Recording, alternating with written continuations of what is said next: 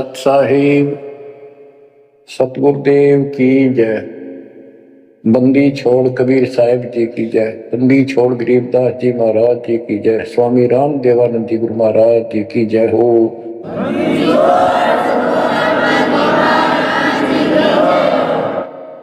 सर्व संतों की जय, सर्व भक्तों की जय, धर्मी पुरुषों की जय। श्री काशी धाम की जय, श्री सुडानी धाम की जय, श्री क्रोथा धाम की जय, श्री बरवाड़ा धाम की जय। सत साहिब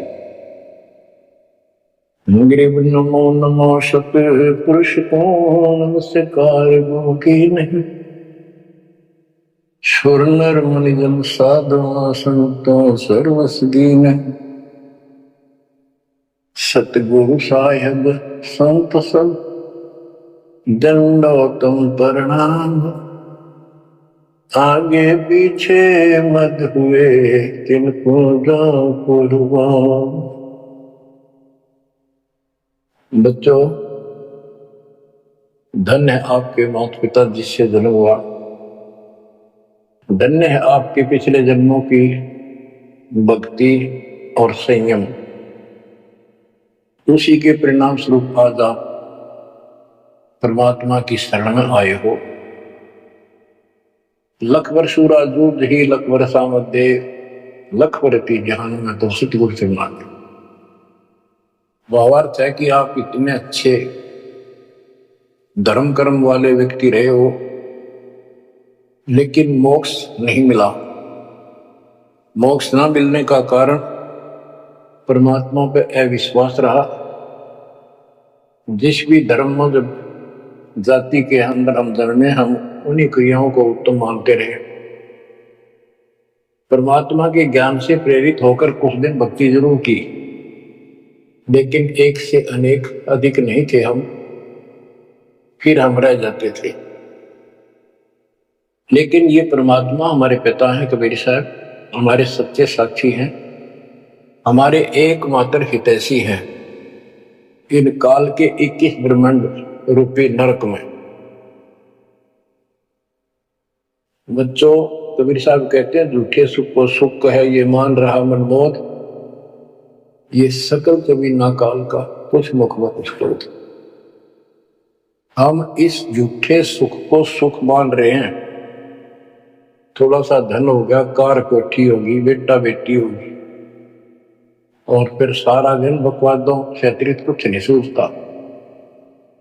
धन जोड़ लो, हेरा फेरी कर लो, और अधिक पैसा हो जाता है, राजनीति में आ जाऊं, यानी महिमा की भूख बनी रहती है। और ये हमारे जन्म मरण का मुख्य कारण है। जैसे आप धर्मदास जी के प्रसंग में सुन रहे हो, कितनी तड़प थी, कितना धन था, लेकिन कुछ भी बन ले, राजा बन ले, महाराजा बन ले, सेठ बन ले, और तय गरीब निर्धन बन। अब निर्धन को तो वैसी संतुष्टि नहीं, वो चाहता धन चाहिए। धन है तो सुख है। जिसका संतान नहीं है वो चाहता संतान है तो सुख है। कोई सेठ धनवाला सोचता है कि मुझे कोई सुख नहीं। सुख तो इन राज्य महाराजों को होता है। राज्य महाराजों को सुखने में भी सुख नहीं होता। बच्चों, यह बात जिस दिन आपके हृदय में बैठ जाएगी कि ये सुख है ही नहीं, रात को भी नींद नहीं आती इन राजाओं को, नेताओं। लेकिन कुछ दिन कमांड चलती है इनकी, इसी में फूले रहते हैं। फिर ये भी सोचते हैं कि स्वर्ग में सुख होगा। स्वर्ग के राजा इंद्र, वो भी महादुखी, 24 घंटे टेंशन रहती है। कोई तप करता है और तेरे राज ने छीन ना ली। स्वर्ग का राजा नीचे यज्ञ करके या तप करके बनता है, और उसमें एक शर्त होती है कि तेरे शासन के दौरान, तेरे शासन काल में यदि कोई पृथ्वी पर ऐसा तप कर लेगा जो खंड ना हो, कुछ समय निर्धारित है, और 100 अश्वमेघ यज्ञ निर्बाध कर गया तो तेरी पदवी को छीन लिया जाएगा, उसको ये पद दिया जाएगा। तो बच्चों, उस राज को बनाए रखने के लिए इंद्र कभी हद भी पार कर देता है, अति कर देता है, इज्जत बेइज्जती का सवाल भी नहीं रहता। एक प्रसंग आता है, मार्कंडे गोसाई तपस्या कर रहे थे बंगाल की खाड़ी में। इंद्र को पता चला कि एक साधक मार्कंडे बहुत जबरदस्त तप कर रहा है और कुछ दिनों में उसका तप संपूर्ण होने वाला है और तेरी गद्दी जाएगी। उसने अपने देवता गुप्त रूप में गुप्तचर छोड़े होते हैं। इंद्र ने अपनी पत्नी भेजी उसका धर्म खंड करने के लिए। कति अंत हो जाता है आदमी जब अपनी पत्नी को परपुरुष के पास भेजता है, यह कति गिरावट की अंत आ जाता है। इतना जलील होना पड़ता है राज्य को बनाए रखने में, और वो भी हार जाती है। फिर इंद्र जाता है। ये लंबी कथा है, फिर कभी बताएंगे। मार्कंडे ऋषि इंद्र की पदवी को टारगेट करके तप नहीं कर रहा था। ये ऋषि क्या करते रहते हैं, ओम नाम का जाप करते हैं और तप करते हैं। तब तो इन्होंने ब्रह्मा जी से लिया। ब्रह्मा जी कमल के फूल पर बैठे थे। जब वो होश में आए, कमल जल पे होता कमल का फूल, सब जगह जल ही जल था। आकाशवाणी हुई कि तप करो। यह आकाशवाणी उसने भगवान की मानी। 1000 वर्ष तप किया।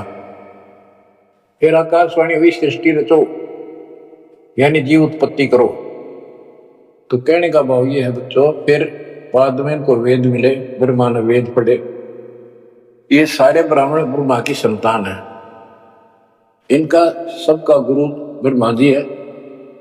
ब्रह्मा जी ने इनको बताया ओम नाम का जाप वेद में लिखा है। बच्चों, ब्रह्मा जी ने वेदों को पढ़ा।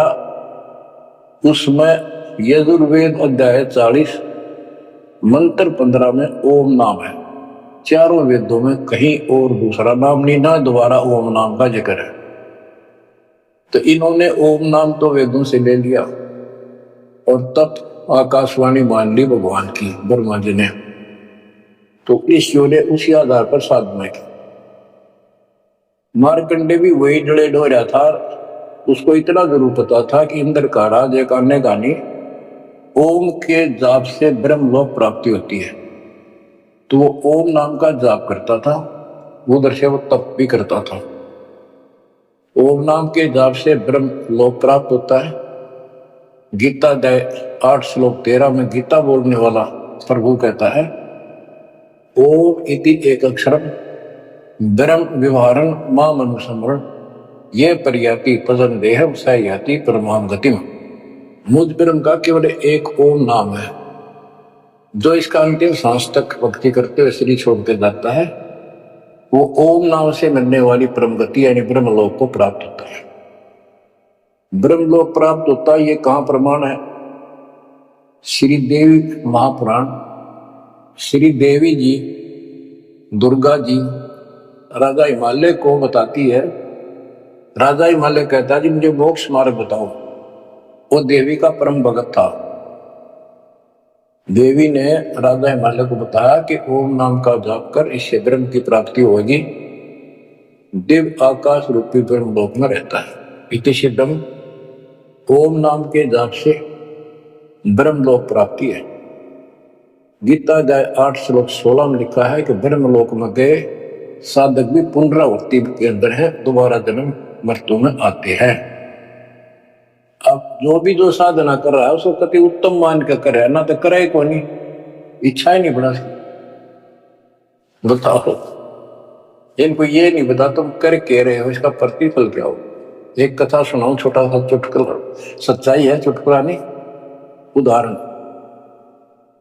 दास के पास एक बहन अपनी दूसरी बहन को लेके आई। उसका पति शराब पिया करता और रोज पीटे, झगड़ा रखे।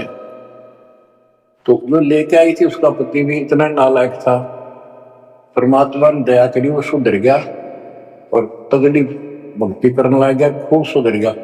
चर्चा होगी गांव में।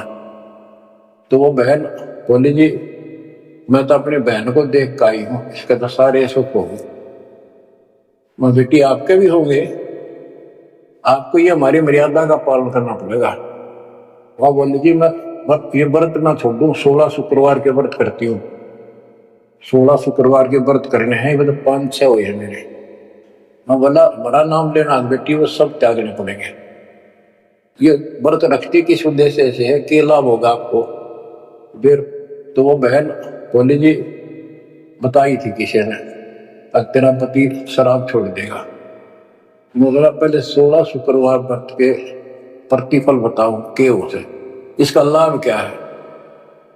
ये आन उपासना ये डले ढोने वाले क्या बताते हैं कि एक बहन का पति परदेश में गया था और वो 2-3-4 साल तक आया नहीं। उसने किसी ज्योतिषियों से दिखाया, पत्रे हाथ दिखाए, किसी ने बता दिया कि तेरा पति तुझे भूल चुका है, तेरी याद नहीं रही। माता संतोषी के व्रत रख 16, तेरा पति वापस आ जाएगा। उसने व्रत रखने शुरू किए, शुक्रवार के 16वें दिन, 16वें व्रत वाले दिन वापस आ गया। ये है इसका फल।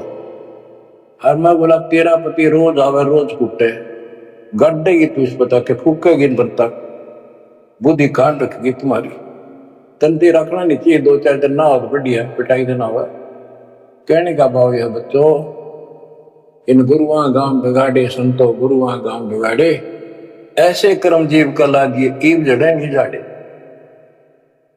तो मार्कंडे ऋषि इंद्र से कहता है, इंद्र तू इंद्र की पदवी छोड़ दे, अगले जन्म में गधा बनेगा। इंद्र कहता जी फेर की फेर देखी जाएगी, तो मौज करने दो। बता हमारी बुद्धि यहां तक सेट हो चुकी है, फेर के देखी जाएगी, गधा बने पाछा तो कुमार देखेगा, कड़म मारेगा, लठ 2.5 मिनट का धरेगा समान कमर पे। मार्कंडे ऋषि उसको कहता तू मेरे वाली साधना कर ले, तुझे ब्रह्मलोक पहुंचा दूंगा। बच्चों वो कहते हैं ना, बेड की लात गुड्डे तले तले, ये कहीं जा लो, इनका ये इतना ज्ञान है, इतनी अंतिम भक्ति है। अब प्रसंग चल रहा है धर्मदास जी का। ये डरे धर्मदास जी ने खूब डो लिए थे, और जब आंख खुली होए होए होए, अब परमात्मा उनको छोड़कर चले गए।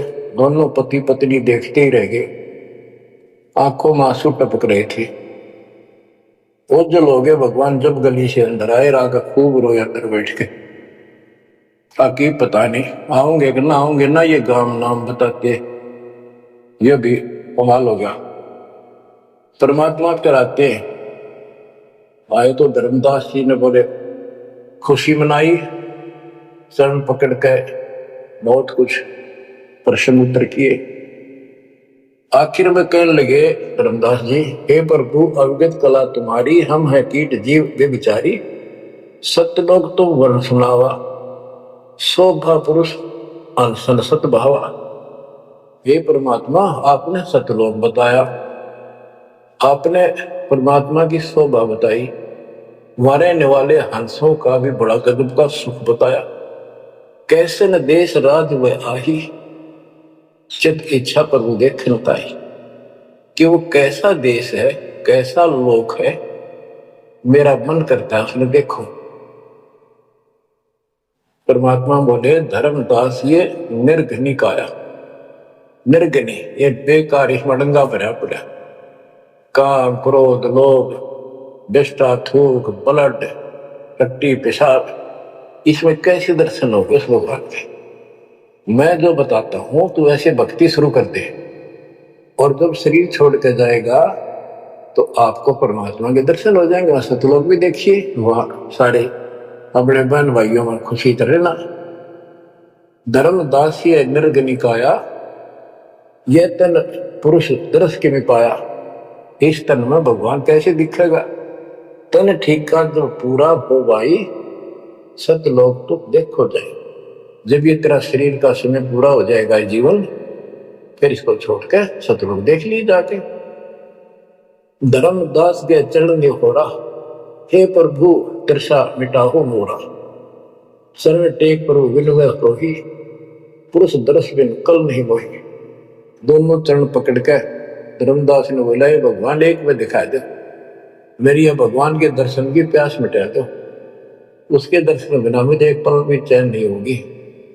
परमात्मा बोले, भाई मैं ही हूं प्रभु, सारी सृष्टि का मालिक मैं हूं, मैं आपका गुरु हूं। दीक्षा दी धर्मदास जी को मेरे, मैं आपका गुरु हूं, मैं आपका भगवान हूं, मैं सत्पुरुष हूं और मेरा ही नाम कबीर है। लेकिन उसके आवाज समझ में नहीं आई और बार बार यही कहने लगा, भगवान के दर्शन करा दे, भगवान के दर्शन करा दो, तो मेरी आत्मा मानेगी। बच्चों विचार करो, पहले हम किसी की भी भक्ति शुरू कर दी, राम की, कृष्ण की, शंकर भगवान की, विष्णु भगवान की, किसी की भी, और सब स्वर्ग बताया करते। कदे इस मन भाई का अगला स्वर्ग दिखाओ, हमने जब मानूंगा। पर जब ठीक ठिकाना आता है, ये मन अड़ियल घोड़े की तरह अड़का खड़ा हो जाता है। तीसरे केवल बकवाद करवानी, अच्छे राह पर लगते समय सौ बाधा पैदा करता। ये मन अड़ रहा था। गुप्त भय प्रभु अविगत ताता, धर्मदास मुखावन बाता। जब इतनी जिद करी, परमात्मा अंतर ध्यान हो गए और धर्मदास मुंह खोले रह गया, ना हाँ करे ना बोले, या के बनी क्या कहने लगा, मैं मति हीन कोमती मोहि लागा, मोहि सम कौन है जग में भागा, मैं मूर्ख प्रतीत न कीना, असाहिब के मैं नहीं चीने। अब कौन विधि दर्शन पाऊं, दर्शन बिना मैं प्राण गवाऊं। चरणों तक बिन करुण अग्रासा, तदों शरीर कह धर्मदासा। अब क्या कहता है, मैं बड़ा निकम्मा, मैं दुष्ट आत्मा, मतिहीन, कितना मुंह ला लिया भगवान ने मेरे को, और देख मैं कितनी इज्जत कर गया, मेरे जैसा निर्भाग धरती पर नहीं। मैं मूर्ख, मैंने भगवान पर विश्वास नहीं किया, फिर वो बुरी तरह इस मन की या गंदी आदत है। अब कौन विधि दर्शन पाऊं, दर्शन बिना मैं प्राण गवाऊं। चरणों तक बिन करो न ग्रासा, जब लगूं के चरण धोकर नहीं पी लूंगा मैं, अन्न नहीं खाऊं। तजो शरीर कह धर्मदास, नहीं तो मरूंगा। दिवस 7 लग अन्न न खावा, भजन अखंड नाम लोला। जो नाम दिया था उसमें डट कर भक्ति करता रहा, ना कुछ खाया ना पिया। 7वें दिन पर वो प्रगट दिखाए, धर्मदास पद गए अपलाए। 7वें दिन परमात्मा आए, धर्मदास ने पैर तरफते हुए पड़े पड़े ने पैर पकड़ लिए। दृढ़ श्वासा निपट अधीरा, पड़े चरणन में अक्षीण शरीरा। शरीर बहुत कमजोर हो गया था। धरती में पड़े पड़े न सरक के वाले के चरण पकड़ लिए। कर गए साहिब तही उठावा, शीश हाथ दे अंक मिला। परमात्मा ने उस पे अपने हाथ का सहारा देकर उसको खड़ा किया और फिर अपने सीने से लगाया। धर्मदास चरणोदक लीना, चरण पखार आचमन कीना। धर्मदास ने फिर उठ के जल लाया, परमात्मा के चरण धोकर पिए। परमात्मा बोले, हे धर्मदास प्रसाद कुछ पाओ, कुछ खा लो। कर प्रसाद तो मुंह पे आओ, मेरे पास आओ फिर तो, और फिर मैं तुझे सारा ज्ञान बताऊंगा। तो धर्मदास ने जल्दी जल्दी कुछ खाया। उसका ये टेंशन थी कि चले ना जा। थोड़ा बहुत खाया, पानी पीकर पटदे से आगे बैठ गया। धर्मदास का शरणाई, सुन प्रभु अगर अपार, 7 दिवस कहाँ रहे, कौन देश पगडार।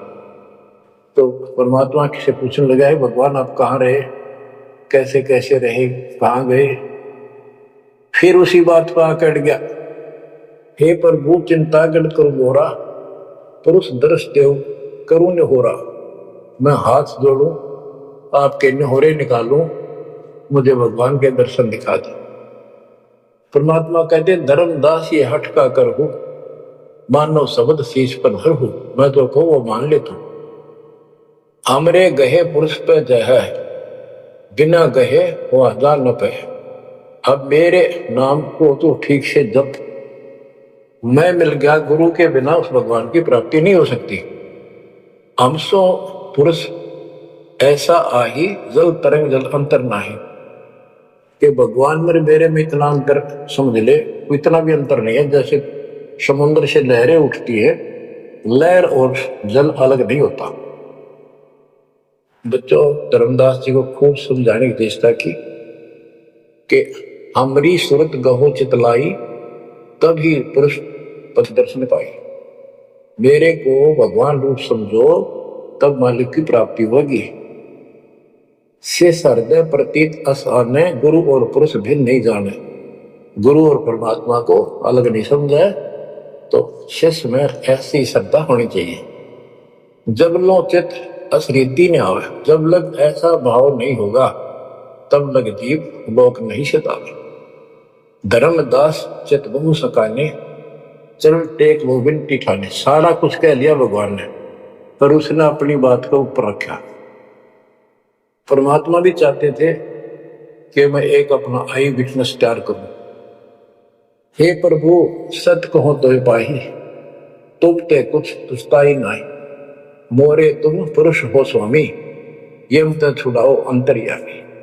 हो प्रभु, वर्णव लोक की शोभा, ताते आदि मोर मन लोभा। आपने इतना सुंदर लोक बताया, वहां के इतने सुख बताए, तो इसलिए मैं देखना चाहता। तब लीला बहुत हम देखा, आपके चमत्कार मैंने बहुत देख ली।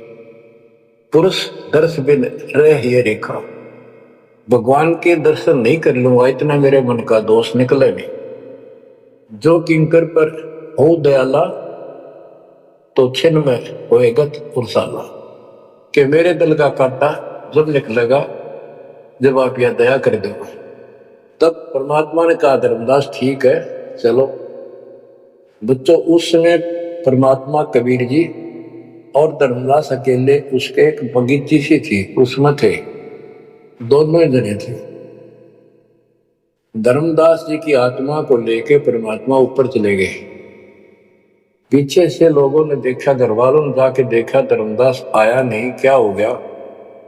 वो बेहोश पड़ा, जैसे कोमा में होता है, मरा नहीं। 3 दिन तक ऐसा रहा। मालिक को ऊपर लेके गया। धर्मनी जो ऐसो चितके ना, तन तद चल लोक प्रवीणा। छोड़ इस शरीर को, चल मेरे साथ। राखो तन गौर ले हंसा, ता पहुंचे जा काल ही संसार। क्षण एक में पहुंचे जाई, अवगत लीला लखे को पाए। शोभा लोग देख सुख माना, उदित असंख्य शशि और बना। इतना प्रकाश उस लोक का, जैसे असंख्य सूर्य और चांद उदय हो गए हों। परमात्मा कबीर जी जिंदा बाबा के रूप में थे। जब सतलोक में पहुंचे और जब उस परमात्मा के महल के सामने सतलोक में संतरी खड़ा था, परमात्मा बोले, भाइयों, मृतलोक से एक हंस आए हैं, धर्मदास इनका नाम है, और इनको वह परमात्मा के दर्शन कराओ सतपुरुष के। द्वारपाल ने एक और भगत को बुलाया और कहा, इनको सतपुरुष के दर्शन करा के लाओ, महल में ले जाओ, दरबार में। जब वो लेके चला धर्मदास जी को, बहुत से भगत और आगे हंस, हंसनी, यानी जैसे यहां भगत कहते हैं वहां हंस कहते हैं, भगतमती कहते हैं, वहां हंसनी कहते हैं। हंस का अर्थ है, हंस एक पक्षी है जो बुगले जैसा होता है, कति सेम टू सेम, लेकिन उसका गुण ये होता है, वो मांस मच्छी नहीं खाता, भूखा मर जाएगा, केवल मोती खाता है। अर्थात संत भगत वो होता जो सब बकवाद छोड़ दे, केवल राम नाम के मोती सेवा सुना जानकर है, उनको हंस कहते हैं। तो काफी हंस इकट्ठे होकर आगे भगत और हंसनी, भगतमती। बच्चों, जैसे दास बताता रहता है जो बच्चे स्कूल में सुख लेना चाहते हैं और वहां बकवादों में लगे रहते हैं वो सदा दुखी होते हैं। अपनी पढ़ाई पूरी करके बढ़िया नौकरी मिल जाए फिर नाचो गाओ वहां सुख लो सारा। नाचने गाने का मतलब यहाँ पृथ्वी लोक पर रहना नहीं। भाव ये है कि जब आप सतलोक चले जाओ तो वहां मौज करियो सारी है। यहाँ कहेगा नाचना कित का गाना एक पलक में पता नहीं क्या हो जाए। तो जैसे सतलोक में दूसरे धर्म वाले कई कहते हैं तो सतलोक की महिमा बताते हैं कि सतलोक में प्रकाश ही प्रकाश है, वहां और कुछ है ही नहीं। आत्मा उसमें ऐसे मिल जाती है जैसे बूंद समुद्र में। ये पूरा राधा स्वामी पंथ सत्ता सौदा वाले सरसाले देव गुरुदेव वाले और भी सब इस यह रटला रहे, वहां कुछ नहीं है। और आंखों देखा धर्मदास क्या बताता है, वाणी पढ़ता हूं, ये वैसे लिखी हुई है पुराने समय की, शुद्ध नहीं है इतनी, लेकिन अर्थ गजब का है इसका। कहते हैं जित देखा जगमग झलका ही देखत हर्षित भय ही है भाई। धर्मदास ने जहां देखा इतनी सुंदरता प्रकाश में गजब का नूर चमक देख देख खुश हो रहा है। द्वारपाल हंस जो रहिया ताम एक हंस से कहिया, ए हंस तुम जाओ लेवाई पुरुष दर्श दे आनो भाई। इसको धर्मदास को ले जाओ परमात्मा के दर्शन करा के वापस यहीं ले आना। चले लिवाए पुरुष पे जहां अचानक हंस वो आए तब ही, वहां बहुत से अचानक और हंस आगे वक्त करत कोलाहल मंगल चारा शोभा अद्भुत अंग अपारा। उनके जो वहां पर भगत आए और भक्तनी आई, इतने गजब के सुंदर शरीर देखते ही बने। उनके गले में रत्नों की माला और जगमग दे बहुत गजब का बहुत सुंदर कपड़े पहन रखे, अमर चीर शोभा धर्माए अनसन भाल शोभा के वनों। धर्मदास कहता है कि उन हंसों के माथे की शोभा क्या बताऊं, बहुत गजब की। रवि करता रो सोडस चंद्र भाल छिवी लहू, यानी 16 चंद्रमा का प्रकाश हो उनके माथे की, इतनी चमक थी, इतना नूर था। हंस कांति प्रतिरोम प्रकाशा हीरा मणि उदित रोमासा। उनके शरीर की इतनी गजब की शोभा थी, प्रत्येक की रोम रोम की जैसे हीरा मोती चमक रहे। उनके शरीर का प्रकाश सोडस रवि अनसन छवि मोहा देह प्राण शुभ अमृत शोभा। उनके शरीर की शोभा 16 सूर्यों के प्रकाश जितनी थी। अब वहां भगवान के दरबार में पहुंच जाते हैं वो लेकर के, सिंहासन से भी देखत मनमोहा और सुरती हंस अग्रानी अगाने सत्य पुरुष सकल देखत अरसाने। वहां लेकर गए नाचते गाते हुए। जब उसने भगवान को देखा धर्मदास जी ने, तरह गजब का प्रकाश, एक रोम शरीर के बाल की चमक करोड़ सूर्य करोड़ चांद मिला दे। एक रोम रवि शशि कोटि सा, एक रोम की शोभा करोड़ सूर्य और चंद्रमा जैसी। पुरुष प्रकाश सतलोक अंजोरा ताने पहुंचे निरंजन चौरा।